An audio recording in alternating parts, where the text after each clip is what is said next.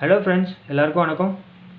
So நேற்றுக்கு வீடியோவில் வந்து உங்களுக்கு யூபிஎஸ்சி ப்ரிப்ரேஷன் எப்படி ஸ்டார்ட் பண்ணுறது, இந்த 6 month லாங் ப்ரொசீஜரை எப்படி நம்ம ஸ்டெப் பை ஸ்டெப்பாக பிரேக் பண்ணி படிக்கிறது, so complete list of books, government sources என்னென்ன, நியூஸ் பேப்பர் ரீடிங் எவ்வளோ இம்பார்ட்டண்ட், ஸோ இந்த எக்ஸாம் ப்ரிப்பேர் பண்ணும்போது என்னென்ன பண்ணணும் பண்ணக்கூடாது அப்படின்றதெல்லாம் வந்து உங்களுக்கு எக்ஸ்பிளைன் பண்ணியிருந்தேன். ஸோ இன்றைக்கி வீடியோவில் பார்த்தீங்கன்னா பாலிட்டி சப்ஜெக்டோட டீட்டெயில்டு ஸ்டடி பிளான் உங்களுக்கு கொடுக்குறேன். ஸோ என்சிஆர்டிஸில் என்னென்ன படிக்கணும், என்சிஆர்டிஸை வந்து எதை என்சிஆர்டிலாம் குயிக்காக முடிக்கணும், எதை வந்து கொஞ்சம் கான்சென்ட்ரேட் பண்ணி படிக்கணும், ஸோ ஒரு என்சிஆர்டிலையும் வந்து நம்ம என்னென்ன படிக்க போகிறோம், லக்ஷ்மிகாந்த் புக்கில் எந்த சாப்டர்லேருந்து ஸ்டார்ட் பண்ணணும், எதுக்கு அதிகமான வெயிட்டேஜஸ் கொடுத்து படிக்கணும் அப்படின்றது எல்லாத்தையும் உங்களுக்கு இதில் கிளியராக சொல்லிடுறேன். ஸோ ஃபஸ்ட்டு வந்து என்சிஆர்டிஸ். ஸோ பாலிட்டியை பொறுத்த வரைக்கும் லக்ஷ்மிகாந்த் புக்கு போகிறதுக்கு முன்னாடி நம்ம 6th to 12th என்சிஆர்டியை கம்ப்ளீட் பண்ணிவிட்டு தான் லக்ஷ்மிகாந்த் உள்ளார மூவ் ஆகணும். ஸோ என்சிஆர்டியை முடிக்காமல் நான் வந்து லக்ஷ்மிகாந்த் போனால் எனக்கு புரியாதா அப்படின்னு கேட்டிங்கன்னா கண்டிப்பாக புரியும். பட் உங்களுக்கு டைம் வந்து கொஞ்சம் அதிகமாகும். ஏன் அப்படின்னு கேட்டிங்கன்னா என்சிஆர்டியில் வேர்ட் யூசேஜஸ் ரொம்ப சிம்பிளாக இருக்கும். அது மட்டும் இல்லாமல் என்சிஆர்டிஸில் வந்து உங்களுக்கு எல்லாமே ஸ்டோரியில் கொடுத்துருப்பாங்க. ஸோ இப்போ நீங்கள் ஒரு செக்குலரிசம் அப்படின்னு நீங்கள் ஒரு டாபிக் படிக்கிறீங்க அப்படின்னா, ஸோ அந்த டாப்பிக்கு நீங்கள் என்சிஆர்டியில் நீங்கள் படித்தீங்க அப்படின்னு பார்த்தீங்கன்னா உங்களுக்கு அது ஒரு ஸ்டோரியாக இருக்கும். அது உங்களுக்கு அண்டர்ஸ்டாண்ட் பண்ணிக்கிறதுக்கு ரொம்ப ஈஸியாக இருக்கும். இதே நீங்கள் டேரெக்டாக லக்ஷ்மிகாந்த் புக்கில் படிக்கும்போது வேர்ட் யூசேஜஸ் கொஞ்சம் டஃப்பாக இருக்கும். நீங்கள் அதை அண்டர்ஸ்டாண்ட் பண்ணிக்கணும் அப்படின்னா வந்து அகைன் நீங்கள் கூகுள் யூஸ் பண்ணி அதை அண்டர்ஸ்டாண்ட் பண்ணிக்கிற மாதிரி இருக்கும். இது again waste of time. So எப்போதுமே என்சிஆர்டிஸை கம்ப்ளீட் பண்ணிவிட்டு சப்ஜெக்ட் உள்ளார மூவ் ஆகுங்க. ஸோ நம்ம 6th to 12th பாலிட்டிக்ஸில் நம்ம என்னென்ன படிக்க போகிறோம் அப்படின்றத நான் உங்களுக்கு ஒவ்வொரு கிளாஸாக நான் உங்களுக்கு சொல்லிடுறேன். ஸோ பாலிட்டியோட என்சிஆர்டியை பொறுத்த வரைக்கும் நம்ம 3ஆக பிரித்து படிக்கிற மாதிரி இருக்கும். ஸோ பார்ட் 1 அப்படின்னு எடுத்துக்கிட்டிங்கன்னா 6thலேருந்து 8th வரைக்கும் வந்து பார்ட் 1 அப்படின்னு சொல்லி நீங்கள் பிரிச்சுக்கோங்க.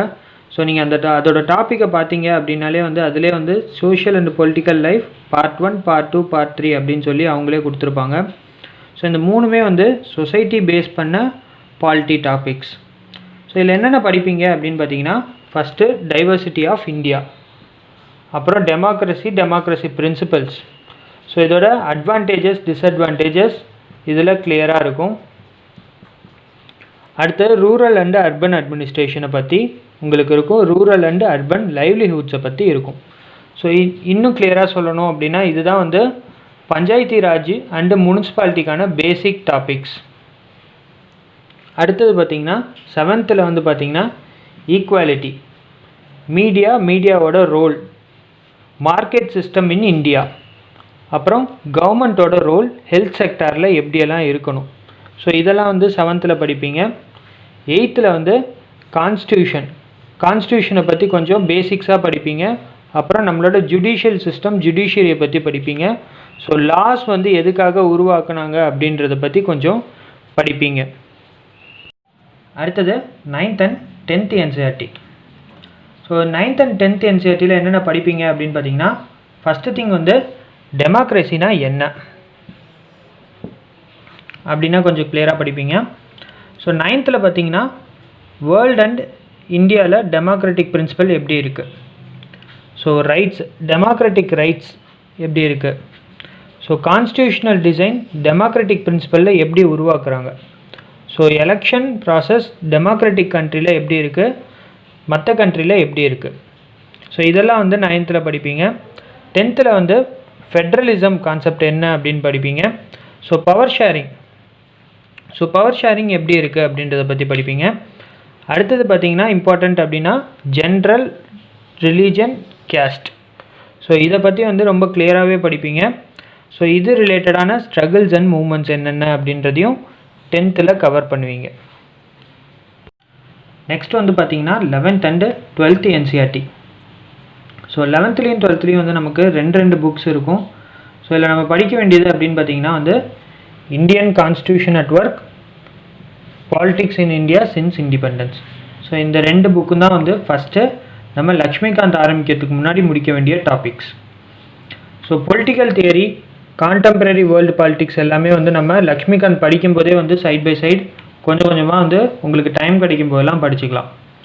ஸோ இந்தியன் கான்ஸ்டியூஷன் அட் ஒர்க்கில் என்ன இருக்கும் அப்படின்னு பார்த்தீங்கன்னா, உங்களுக்கு லக்ஷ்மிகாந்தில் இருக்கக்கூடிய அதே டாபிக்ஸ் எல்லாமே இதுலேயும் இருக்கும். ஃபெட்ரலிசம், உங்களுக்கு வந்து ரைட்ஸை பற்றி இருக்கும். ஸோ இது எல்லாமே வந்து உங்களுக்கு லக்ஷ்மிகாந்த் புக்லேயும் இருக்கும். ஸோ இன்னும் சிம்பிளாக சொல்லணுன்னா வந்து 11th புக்கில் அதெல்லாம் காம்பேக்டாக இருக்கும். உங்களுக்கு குட்டி குட்டி பாயிண்ட்ஸாக இருக்கும். உங்களுக்கு புரியறதுக்கு ரொம்ப ஈஸியாக இருக்கும். அதே மாதிரி 12th வந்து பார்த்தீங்கன்னா, politics in India since independence வந்து நம்மளோட ஹிஸ்ட்ரி டாப்பிக்லேயும் கவர் ஆகும். ஸோ அதனால் வந்து 12th பாலிட்டி வந்து ரொம்ப ரொம்ப இம்பார்ட்டண்ட். ஸோ நெக்ஸ்ட் வந்து Laxmikanth polity book. So Laxmikanth polity புக்கை எதுலேருந்து ஸ்டார்ட் பண்ணணும், ஸோ எதெல்லாம் வந்து ஃபஸ்ட்டே முடிச்சிடணும், எதெல்லாம் வந்து கடைசியாக வச்சுக்கணும் அப்படின்றது எல்லாத்தையும் இப்போ இதில் சொல்கிறேன். ஸோ நீங்கள் நியூ புக் யூஸ் பண்ணுறீங்க அப்படின்னு பார்த்தீங்கன்னா, ஸோ இதில் 80 சாப்டர்ஸ் உங்களுக்கு இருக்கும். ஸோ 11 பார்ட்ஸில் அது பிரித்து கொடுத்துருப்பாங்க. அது மட்டும் இல்லாமல் நம்ம 2 அப்பண்டிசஸில் கான்சென்ட்ரேட் பண்ணணும், Appendix 3 அண்டு Appendix 4.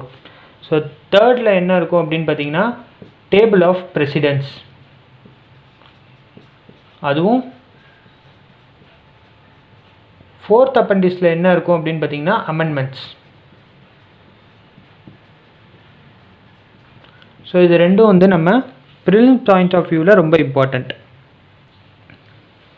அடுத்தது ஃபஸ்ட்டு எதுலேருந்து ஆரம்பிக்கணும் அப்படின்னு பார்த்தீங்கன்னா, Part 5 லோக்கல் கவர்மெண்ட்லேருந்து ஆரம்பிங்க.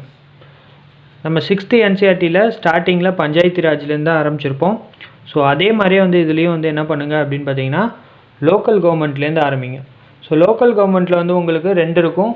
ஒன்று பஞ்சாயத்து ராஜ், இன்னொன்று முனிசிபாலிட்டி.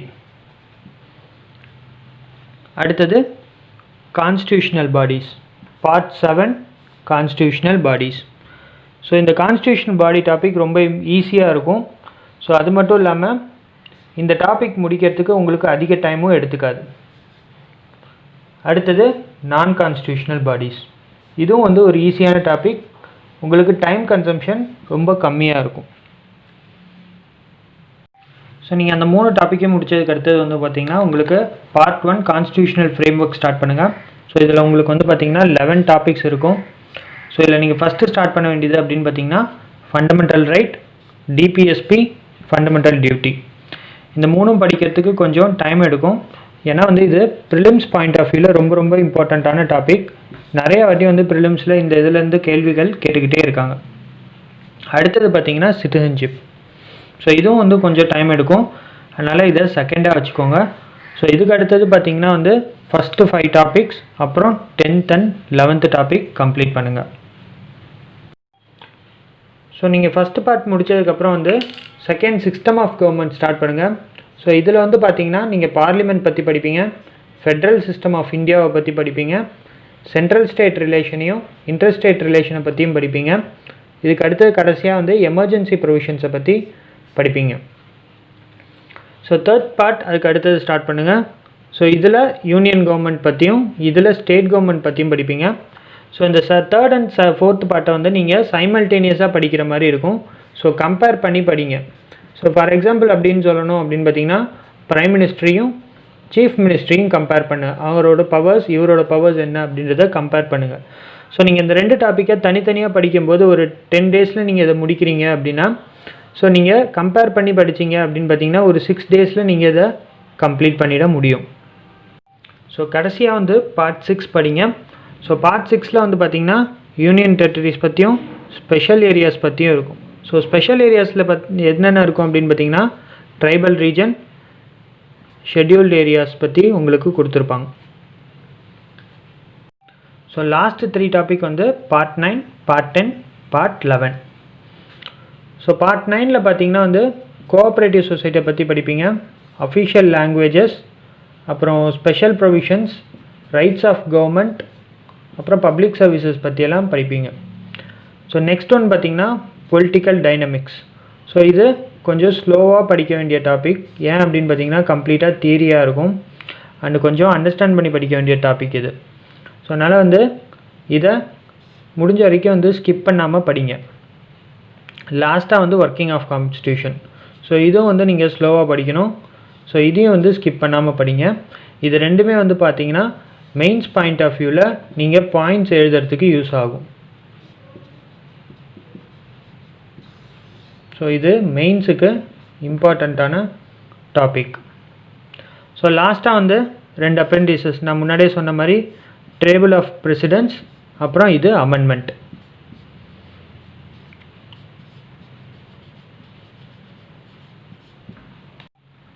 நீங்கள் ஷெட்யூல்டாக ஆர்கனைஸ்டாக படிக்கிற மாதிரி இருந்தீங்க அப்படின்னு பார்த்தீங்கன்னா என்சிஆர்டி அண்ட் லக்ஷ்மிகாந்த் சேர்த்தே வந்து நம்ம 25 to 35 டேஸ்க்குள்ளார கம்ப்ளீட் பண்ணிட முடியும். அகெயின் வந்து மேக்கிங் நோட்ஸ் வந்து இதில் ரொம்ப இம்பார்ட்டன்ட். நீங்கள் நோட்ஸ் மேக் பண்ணி படிக்கலை, இதை ரெகுலராக ரிவைஸ் பண்ணலை அப்படின்னு பார்த்தீங்கன்னா அமெண்ட்மெண்ட்ஸ், ஆர்டிக்கல் நம்பர்ஸ் எல்லாத்தையுமே வந்து கம்ப்ளீட்டாக மறந்து போயிடுவீங்க. அகெயின் வந்து பாலிட்டியை ஃபஸ்ட்லேருந்து படிக்கிற மாதிரி ஆகிடும். ஸோ எக்ஸாம் போகிறதுக்கு முன்னாடி பார்த்தீங்கன்னா பாலிட்டியை அட்லீஸ்ட் ஒரு 2 times ரிவைஸ் பண்ணுற மாதிரி வச்சுக்கோங்க.